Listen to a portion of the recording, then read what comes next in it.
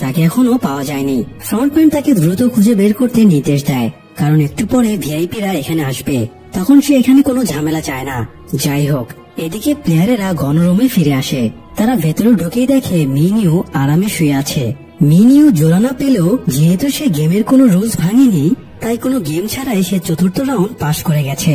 অন্যদিকে ফ্রন্টম্যান তার রুমে ফিরে যায়। এই সময় তার ল্যান্ডলাইনে কারো ফোন আসে। ফোনটা রিসিভ করার সময় সে বুঝে যায় কেউ তার রিসিভারটা একটু আগে তুলেছিল, কারণ সে যেভাবে রিসিভারটা রেখেছিল এখন সেটা অন্যভাবে রাখা আছে। তাই সে নিজের গান বের করে এখন রুমের ভেতরে খুঁজতে থাকে এবং বলে, এখানে যে লুকিয়ে আছো সে বেরিয়ে এসো। আমি জানি তুমি একজন পুলিশ অফিসার, কারণ গার্ডদের শরীরে যে বুলেট পাওয়া গেছে সেটা M60 রিভলভারের। এই ধরনের রিভলভার কোরিয়ান পুলিশ অফিসাররা ইউজ করে। ফ্রন্টম্যান নিজের মতো করে কথা বলেই যায়, কিন্তু কোনো প্রতিউত্তর আসে না। এরপরে সে পাশের একটা রেকর্ডস রুমে ঢুকে পড়ে। জুনহো সেখানেই লুকিয়েছিল। ফ্রন্টম্যান তাকে প্রায় ডিটেক্ট করেই ফেলেছিল। তখনই তার কাছে গার্ডদের ফোন আসে এবং জানায় তারা একটা ডেড বডি খুঁজে পেয়েছে। ফ্রন্টম্যান দ্রুত সেখানে যাবার জন্য বেরিয়ে যায়। তাই এই যাত্রা জুনহো ধরা পড়ার থেকে বেঁচে যায়। এদিকে ইলনামের জন্য গিহান খুব মন খারাপ করছিল। সাংহু তাকে সান্ত্বনা দিয়ে বলে, তোর পার্টনার তো ছিল একজন অপরিচিত বৃদ্ধ লোক, কিন্তু ওইখানে ওই লোকটাকে দেখ। লোকটার পার্টনার ছিল তার নিজের স্ত্রী। সে এইমাত্র নিজের স্ত্রীকে মৃত্যুর মুখে রেখে এসেছে। গিহান বিস্মিত হয়ে লোকটার দিকে তাকিয়ে থাকে। লোকটা অনুশোচনায় কপাল চাপড়াচ্ছিল যে সে এখানে কেন এলো।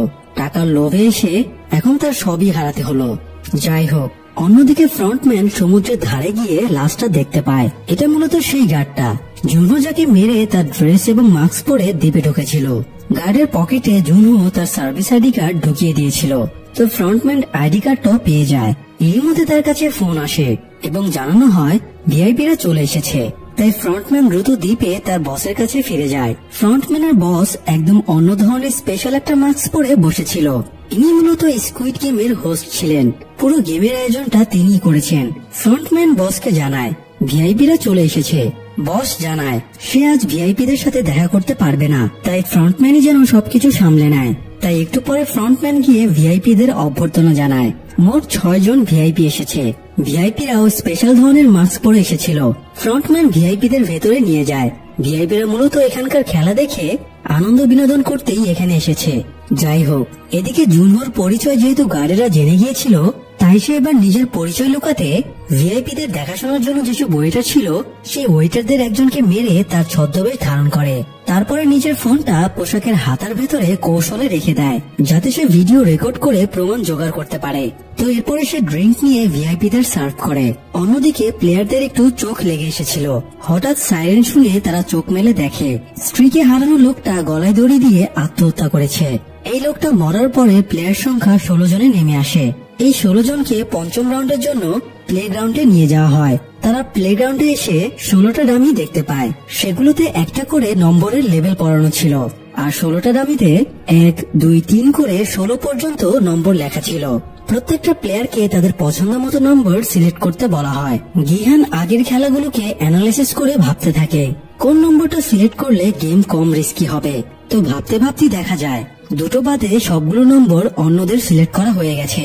এখন শুধু 1 এবং 16 নম্বর বাকি আছে। সে 1 নম্বর লেভেলটা সিলেক্ট করে, কিন্তু পেছন থেকে একজন এসে রিকোয়েস্ট করে বলে সে সারা জীবন সবকিছুতে পেছনের কাতারেই পড়ে থেকেছে, তাই সে জীবনে অন্তত একবারের জন্য হলেও প্রথম হতে চায়। এই জন্য সে গিহানকে রিকোয়েস্ট করে 1 নম্বরটা যেন গিহান তাকে দিয়ে দেয়। তো গিহান তাকে 1 নম্বরটা দিয়ে 16 নম্বর সিলেক্ট করে নেয়। এরপরে তাদের একটা কাচের ব্রিজের সামনে আনা হয়। এবারের খেলাটা হলো প্লেয়ারদের এই কাচের ব্রিজটা পার হয়ে ওপারে যেতে হবে। কিন্তু সমস্যা হলো এখানে 2 ধরনের কাচ ব্যবহার করা হয়েছে। একটা হলো টেম্পার গ্লাস, যেটা 2 জন মানুষের ভর নিতে পারবে, আর অন্যটা হলো নর্মাল গ্লাস, যেটার উপরে পা দেওয়া মাত্রই ভেঙে পড়ে যাবে। তো প্লেয়ারদের টেম্পার্ড এবং নর্মাল গ্লাস বুঝে নিয়ে হাঁটতে হবে, আর প্লেয়ারেরা নিজেদের সিলেক্ট করা নম্বর অনুযায়ী আগে পিছিয়ে হয়ে সবাই এই ব্রিজের উপর দিয়ে হাঁটবে। এটা শুনে 1 নম্বর লেভেল নেওয়া লোকটা ভাবে লাইফে প্রথম হওয়া সত্যি অনেক জ্বালা। যাই হোক, প্লেয়ারদের খেলা শেষ করার জন্য 16 মিনিট সময় দেওয়া হয়। প্রথম প্লেয়ারটা কাঁপা কাঁপা পায়ে টুকটুক করে এগোতে থাকে।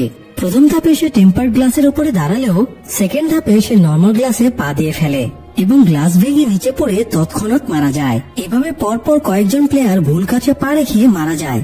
আর আগের প্লেয়ারদের ভুল থেকে পেছনের প্লেয়ারেরা ফায়দা নিয়ে প্রায় অর্ধেক পথ পর্যন্ত পৌঁছে যায়। কিন্তু এবার ঝামেলা বাঁধায় ডিওক্সু। তার সামনের জন মারা যাওয়ায় সে এবার জেদ ধরে, সে আর সামনে এগোবে না। কেউ যদি এগোতে চায় তাহলে পেছনের কেউ যেন এগিয়ে যায়।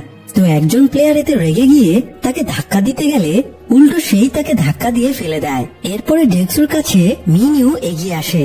মিনিউ জানতো সে কখনোই এই ব্রিজ পার হতে পারবে না, তার মৃত্যু অবধারিত। তাই সে এবার ডেক্সুর উপরে প্রতিশোধ নেওয়ার সুযোগটা কাজে লাগায়।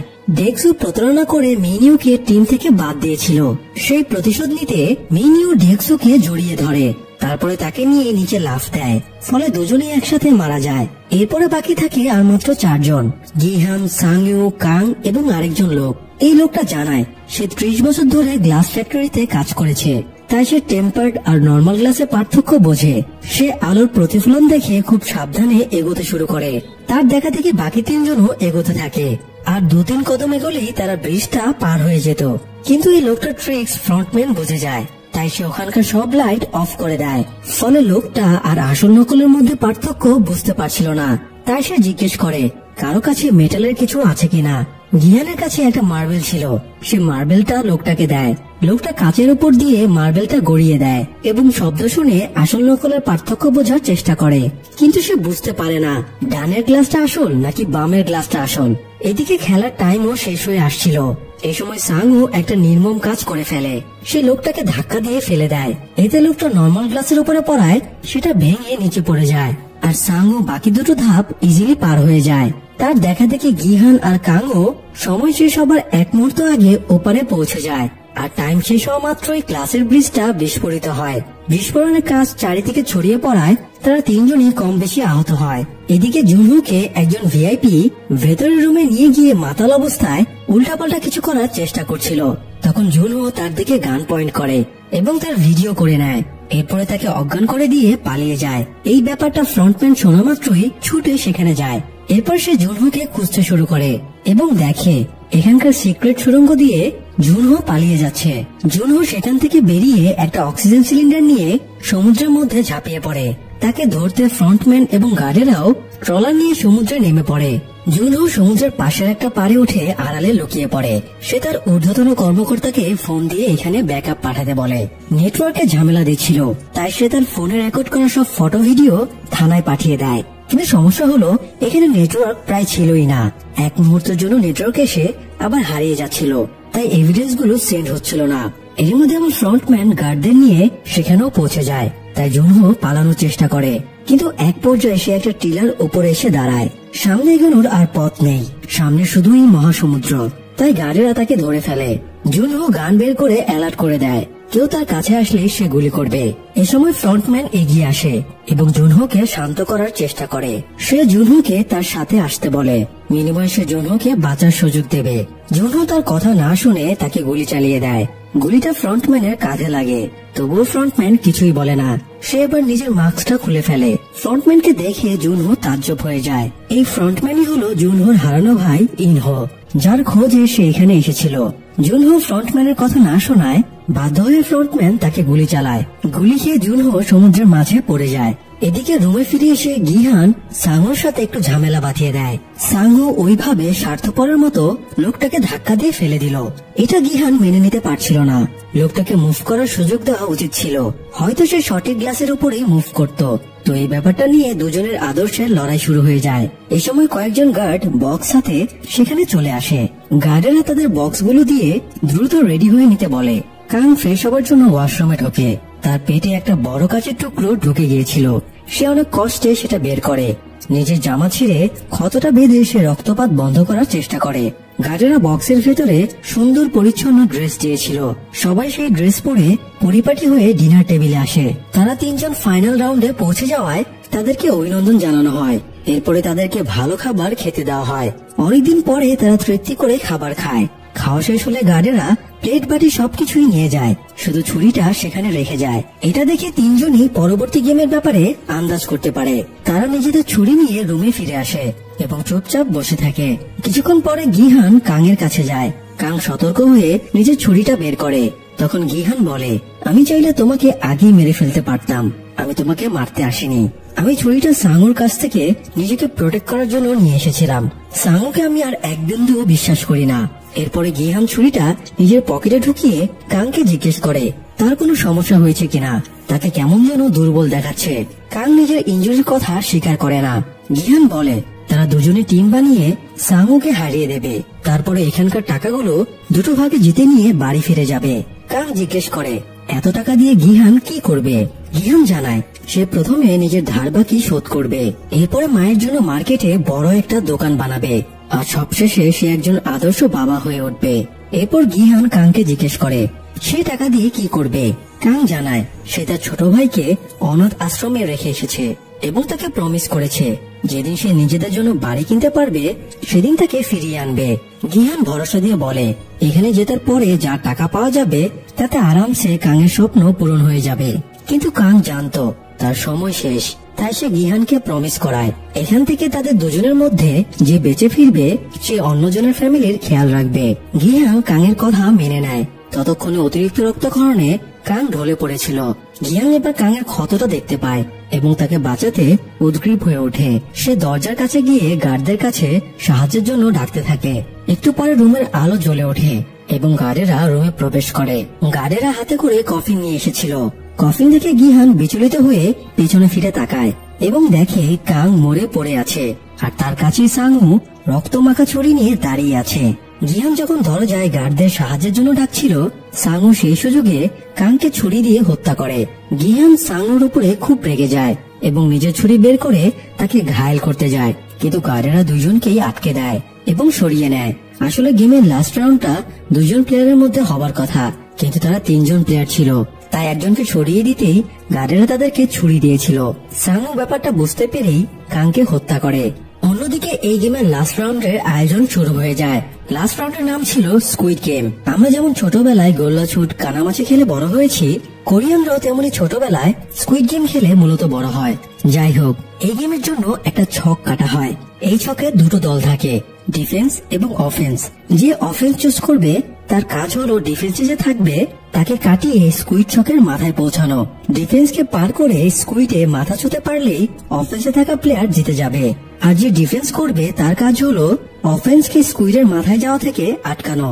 ডিফেন্স প্লেয়ার যদি অফেন্সে থাকা প্লেয়ারকে ধাক্কা দিয়ে ছকের বাইরে ফেলে দিতে পারে তাহলে ডিফেন্সের প্লেয়ার জিতে যাবে। তো এই হলো স্কুইড গেম খেলার রুলস।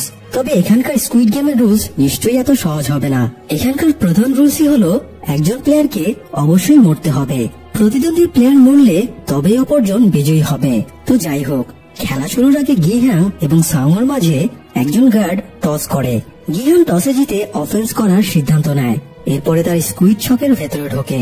ছোটবেলায় গিহান এবং সাঙ্গু অনেকবার এই গেম খেলেছে, কিন্তু এভাবে যে তারা একদিন এরকম জীবন মরণ পরিস্থিতির মাঝে এসে পড়বে তার কি জানতো। যাই হোক, খেলা শুরুর পরে গিহান এক মুঠো বালু তুলে নেয়, আর সাঙ্গু নিজের ছুরিটা বের করে গিহানকে ঘায়েল করার চেষ্টা করে। তখন গিহান সাঙ্গুর চোখে বালু ছুঁড়ে মারে। সাঙ্গুকে এভাবে ডিস্ট্রাক্ট করে গিহান স্কুইডের মাথায় পৌঁছাতে চেয়েছিল, কিন্তু এ সময় হঠাৎ বৃষ্টি শুরু হলে সাঙ্গুর চোখের বালু ধুয়ে যায়। এরপরে দুজনেই ছুরি বের করে এবং দুজনের মাঝে হাতাহাতি লড়াই শুরু হয়। সাঙ্গু বেশ কয়েকবার ছুরি দিয়ে গিহানকে আঘাত করে। গিহানও সাঙ্গুকে বেশ আহত করে। এক পর্যায়ে সাঙ্গু গিহানকে প্রায় ধরাশয়ী করেই ফেলেছিল। হঠাৎ বুদ্ধি খাটিয়ে গিহান সাঙ্গুর পায়ে কামড় দিয়ে তাকে দুর্বল করে সরিয়ে দেয়। তারপরে সে সাঙ্গুকে বেদম মার শুরু করে। মার খেতে খেতে সাঙ্গু ডিফেন্স করার মতো শক্তিও হারিয়ে ফেলে। তখন গিহানের বড় সুযোগ ছিল সাঙ্গুকে মেরে ফেলার, তবুও সে সাঙ্গুকে না মেরে ছুরিটা ফেলে দিয়ে স্কুইডের মাথার কাছে এগিয়ে যায়। ওপর থেকে ভিআইপিরা এই গেমটা উপভোগ করছিল। হঠাৎ তারা বিস্মিত হয়ে দেখে গিহান স্কুইডের মাথার কাছে গিয়েও সেটা না ছুঁয়ে আবারও সাঙ্গুর কাছে ফিরে যাচ্ছে। গিহান ফিরে গিয়ে সাঙ্গুকে বলে তারা চাইলে এখনো দুজনে বেঁচে যেতে পারে। এই গেমের থার্ড রুল ছিল যদি সংখ্যাগরিষ্ঠ পার্টিসিপেন্ট খেলা বন্ধ করার সিদ্ধান্ত নেয় তাহলে খেলা থামিয়ে দেওয়া হবে।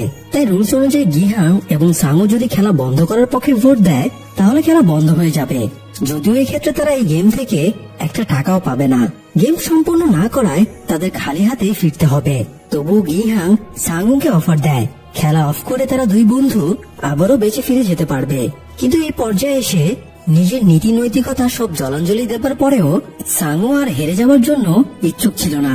সাঙ্গু নিজের ইগোকে জেতাতে পাশে ফেলে রাখা ছুরিটা তুলে নিজেরই ঘাড়ে ঢুকিয়ে নেয়। গিহান সাঙ্গুকে বন্ধুত্বের মমতায় কোলের উপরে তুলে নেয়। মৃত্যুর পূর্বে সাঙ্গু গিহানকে বলে গিহান যেন সাঙ্গুর মাকে দেখে রাখে। গিহান বন্ধুর মৃতদেহ জড়িয়ে ধরে কাঁদতে শুরু করে। খেলা শেষ হলে গিহানকে চোখ বেঁধে ফ্রন্টম্যানের সামনে আনা হয়। ফ্রন্টম্যান গিহানকে অভিনন্দন জানানোর পরে গ্যাস দিয়ে গিহানকে অজ্ঞান করে তার শহরের রাস্তার পাশে ফেলে আসা হয়। জ্ঞান ফিরে গিহান তার পকেট থেকে একটা ক্রেডিট কার্ড খুঁজে পায়। সে পাশের একটা এটিএম বুথে কার্ড ইনপুট করে দেখে তার অ্যাকাউন্টে স্কুইড গেমের টোটাল উইনিং প্রাইসটা জমা হয়ে গেছে। কিন্তু এত বিপুল পরিমাণ টাকা জেতার পরেও তার ভেতরে কোনো আনন্দ ছিল না। সে একজন ব্যর্থ মানুষের মতো হতাশ হয়ে হেঁটে বাড়ি ফিরছিল। গিহান যখন সাঙ্গুর মায়ের দোকানটা পার হচ্ছিল তখন সাঙ্গুর মা তাকে থামায়। তারপরে তাকে ব্যাগে মাছ ভরে দিয়ে মাছটা বাড়িতে নিয়ে যেতে বলে। সেই সাথে এটাও জানায় গিহানের মায়ের শরীর হয়তো ভালো না, তিনি 2 দিন ধরে কাজে আসেননি, আবার তিনি ফোনও ধরছেন না। গিহান কিছু না বলে চলে আসছিল। তখন সাঙ্গুর মা পেছন থেকে জিজ্ঞেস করে গিহানের রিসেন্টলি সাঙ্গুর সাথে যোগাযোগ হয়েছে কিনা। গিহান এই প্রশ্নের উত্তর দেওয়ার সাহস পায় না। সে কান্না চেপে বাড়ি ফিরে আসে। বাড়ি ফিরে সে আরেকটা বড় ধাক্কা খায়। সে দেখে তার মা একা মরে পড়ে আছে। এই কয়দিনে গিহান এত কেঁদেছে যে তার কান্না আর অবশিষ্ট ছিল না। তাই সে মায়ের পাশে চুপচাপ বসে থাকে। এরপর কেটে যায় 1 বছর। ব্যাংক ম্যানেজার গিহানকে একদিন ডেকে পাঠায়। ম্যানেজার গিহানকে বলে সে অনেকদিন আগে ব্যাংকে অনেকগুলো টাকা রেখেছিল।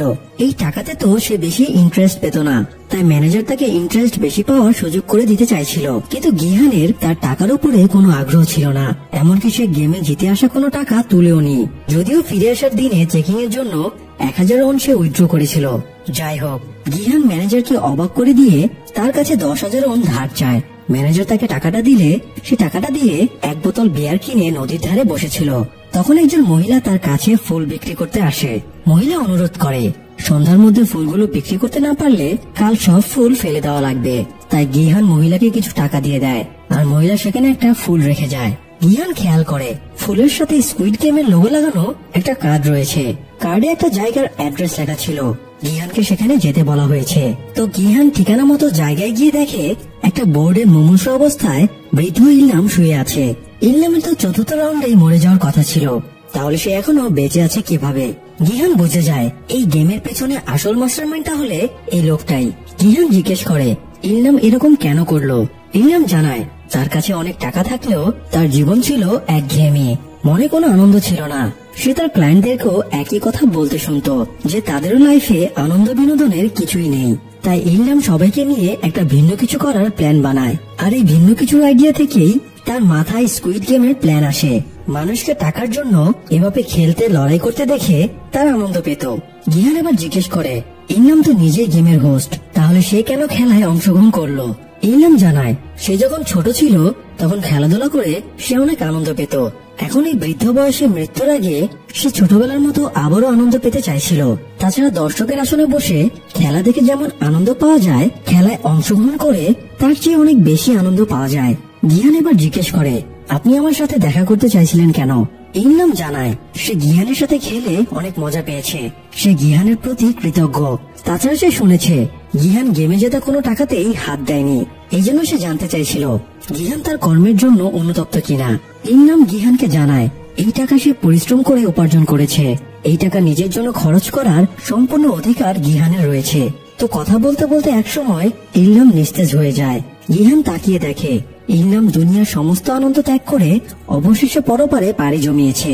যাই হোক, গিহান ফিরে এসে একটা সেলুনে ঢুকে চুল দাড়ি কেটে নতুন গেট আপ নেয়। সে আবারও জীবনটা নতুন করে শুরু করতে চাইছিল। তো প্রথমে গিহান কাংকে দেওয়া প্রতিশ্রুতি মতো কাংয়ের ভাইকে অনাথ আশ্রম থেকে নিয়ে আসে। তারপরে ছেলেটাকে সাঙ্গুর মায়ের কাছে দেখাশোনার জন্য দিয়ে আসে। সেই সাথে সে সাঙ্গুর মাকে একটা ব্যাগ দেয়। গিহান চলে যাবার পরে সাঙ্গুর মা ব্যাগ খুলে দেখে ব্যাগ ভর্তি শুধু টাকা, সাথে একটা চিরকুটও রয়েছে এবং সেটাতে লেখা আছে এই টাকাগুলো আমি সাঙ্গুর কাছ থেকে ধার নিয়েছিলাম। গিহান নিজের প্রতিশ্রুতি পালন করে এয়ারপোর্টে আসে। সে এবার আমেরিকায় নিজের মেয়ের সাথে দেখা করতে যাচ্ছিল। হঠাৎ সে অপর পাশের প্ল্যাটফর্মে সেই লোকটাকে দেখতে পায়, যে লোকটা গত বছর তাকে স্কুইড গেম খেলার জন্য প্রলুব্ধ করেছিল। আজ লোকটা গিহানের মতোই অসহায় আরেকজনকে খেলার জন্য প্রলুব্ধ করছিল।